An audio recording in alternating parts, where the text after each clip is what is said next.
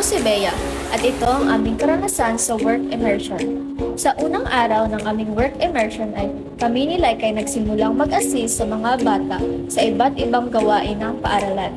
Sa unang araw, tumulong kami sa King and Queen program kung saan inasikaso namin ang mga bata at sinigurong maayos ang takbo ng programa. Kahit kinakabahan, naging masaya ang aming karanasan dahil ramdam namin ang saya ng mga bata. Sa mga sumusunod na araw naman, tumulong kami sa dental health check-up.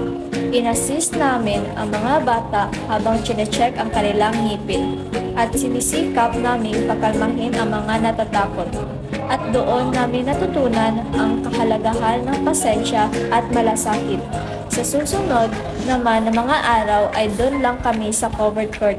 Nag-a-assist sa mga programa sa barangay at nasubukan naming sumali sa flag ceremony ng barangay. Pagkatapos ng isang linggo, na-assign na kami sa mga silid-aralan na aming ina-assist. Sa unang araw namin doon, aminado kaming natakot dahil akala namin ay masusungit ang mga bata pati na ang kanilang guro.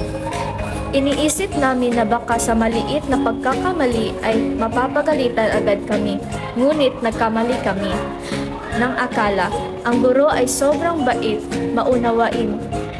Tinuruan niya kami kung paano i-handle ang mga bata at bigyan pa kami ng pagkakataong magturo upang mas matuto kami.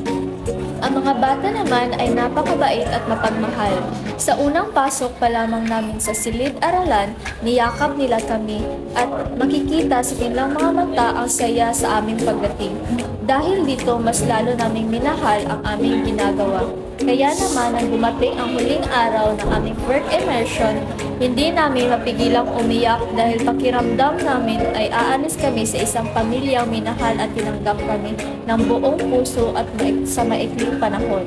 Sa kabuuan, ang aming work immersion ay hindi lamang isang pagsasanay kundi isang karanasang nagturo sa amin ng responsable, malasakit at mga aral sa buhay na habang buhay naming dadalhin.